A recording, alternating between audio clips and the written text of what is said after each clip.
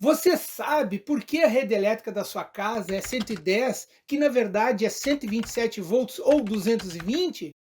Ou ainda, como é a energia dessa rede elétrica e como ela é produzida e também distribuída? O que foi a chamada Guerra das Correntes, que definiu o sistema adotado para a distribuição de energia? Essas e outras perguntas interessantes é que vamos responder nesse vídeo. E ao final do vídeo vamos dar dicas de filmes e vídeos relacionados.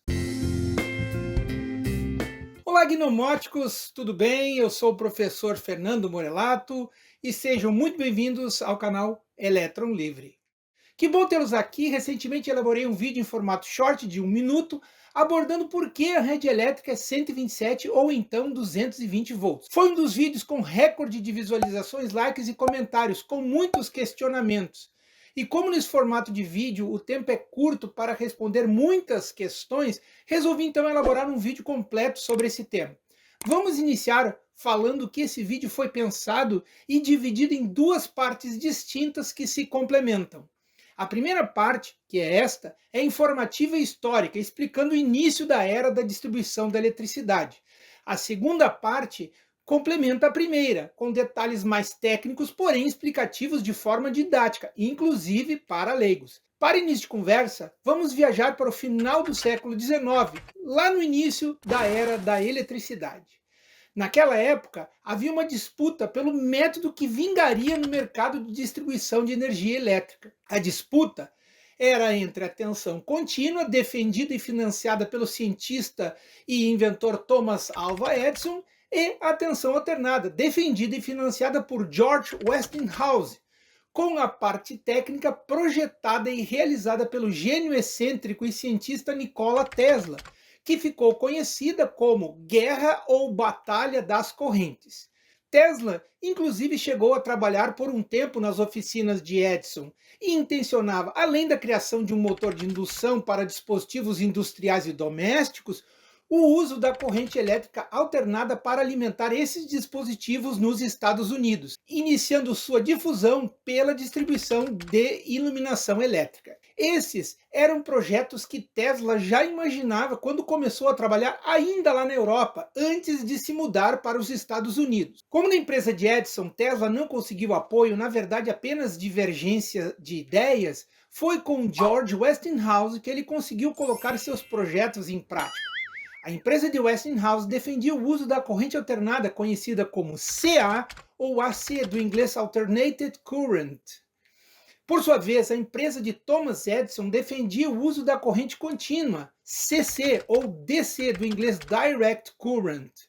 A corrente alternada com o sistema desenvolvido por Tesla aumentava a disponibilidade da potência da transmissão elétrica, alcançando maiores distâncias e viabilizando o sistema em diversas localidades, mesmo as mais afastadas do gerador.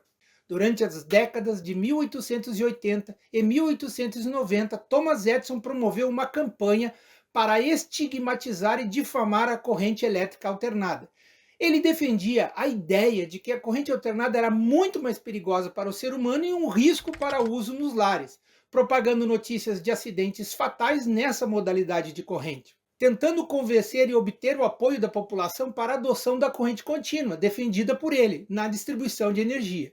Edison, numa atitude desesperada, chegou ao ponto de organizar espetáculos públicos de demonstração, sacrificando animais publicamente como cães, gatos, vacas, cavalos e até promovendo a eleição de uma elefanta chamada Topsy, condenada porque tinha atacado e matado um homem e macabramente filmada por ele, por Thomas Edison, em 1903.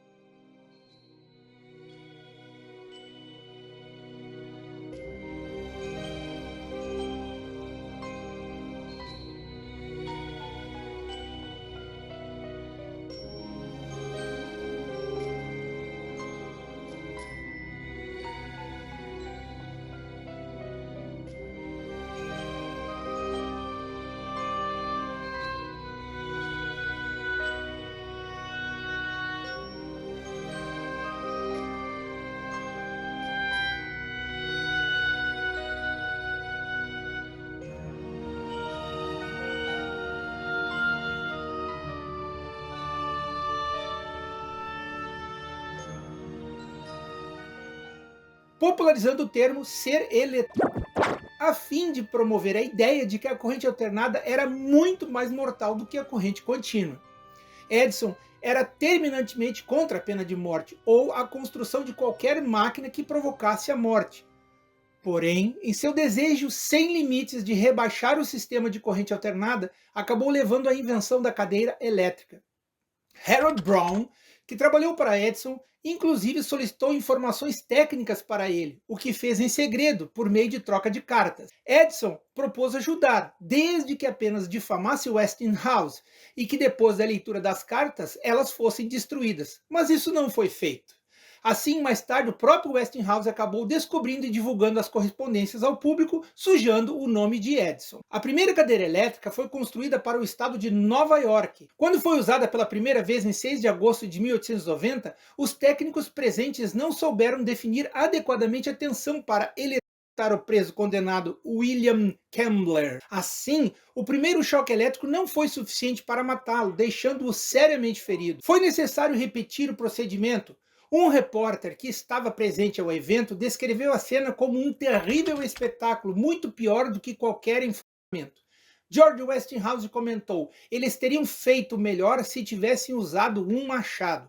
Westinghouse, usando o sistema de corrente alternada de Tesla, mesmo com a oposição e da proposta da adoção de corrente contínua pela General Electric, a qual Edison era um dos fundadores, assinou o contrato de geração de energia nas cataratas do Niágara.